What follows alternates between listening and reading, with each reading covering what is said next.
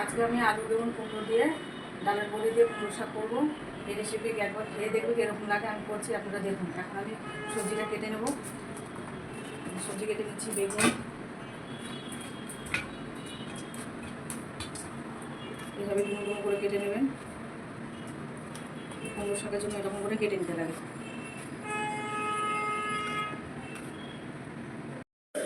আমার কুমড়ো শাক রেসিপি করতে লাগছে বেগুন, ভেন্ডি, আলু, কুমড়ো শাকের ডাঁটা, কুমড়ো শাক। আমার মশলা লাগবে কাঁচা লঙ্কা, পাঁচফোড়ন, নুন, হলুদ, একটু ধনে গুঁড়ো, জিরে গুঁড়ো। এই দিয়ে আজকে আমার রান্না হবে। আপনারা দেখতে থাকুন আমি রান্না করছি কেমন হয়। ওভেনে কড়াই চাপিয়ে দিলাম। এই কড়াই গরম হলে সর্ষের তেল দেবো। কড়াই গরম করতে বসিয়ে দিয়েছি। এবার কড়াই গরম হলে সর্ষের তেল দেবো। সর্ষের তেল, কড়াইয়ে সর্ষের তেল দিয়ে দিলাম।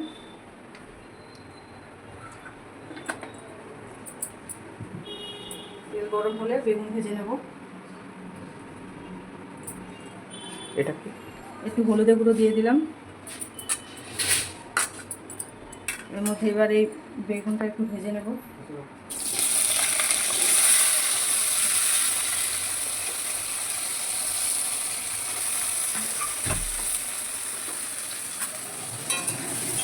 বেগুন ভাজা আমার হয়ে গেছে। বেগুনগুলো তুলে নেব। বেগুনগুলো তুলে নিচ্ছি। বেগুনটা হালকা করে ভিজেছি। কড়াইয়ে আরেকটু তেল দিয়ে দেবো। যাতে বেশি তেল লাগে না, অল্প তেলে হয়। তেল গরম হয়ে গেছে। ওই তেলে আমি পাঁচফোড়ন দিয়ে দেবো।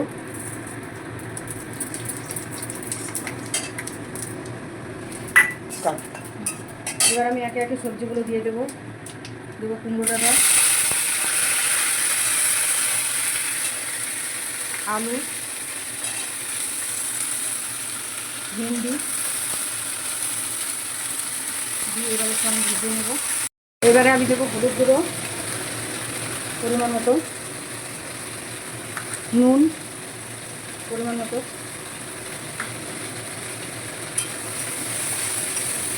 দিয়ে গাছে আমি ভেজে নেব। দিয়ে দেবো কাঁচা লঙ্কা, চিড়ে রেখেছি আগে থেকে কাঁচা লঙ্কা, ওগুলো দিয়ে দেবো।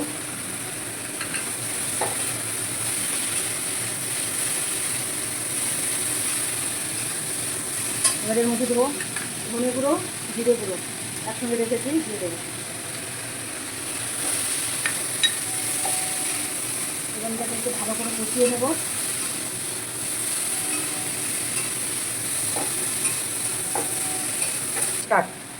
এবার আমি শাক দিয়ে দেবো। কুমড়ো শাকটা দিয়ে দিলাম। কুমড়ো শাকটা দেওয়ার পরে এবার একটু নেড়ে ছেড়ে দেবো। শাকটা নরম হয়ে এলে ঢেকে দেবো।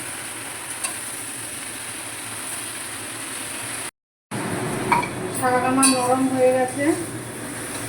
এবার শাক নরম হয়ে গেছে। এবার সিদ্ধ করার জন্য জল দিয়ে দেবো।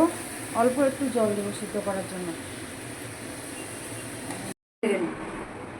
এবার আমি দেখে নিই ঢাকা তুলে আমার সিদ্ধ হয়েছে কিনা। সবজি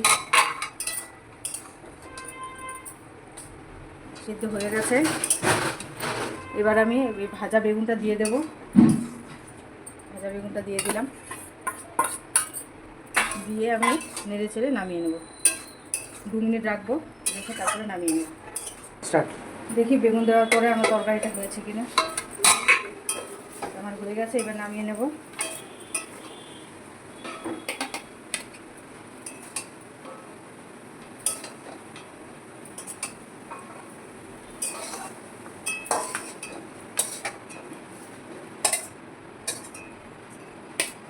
আমার এই যে হয়ে গেছে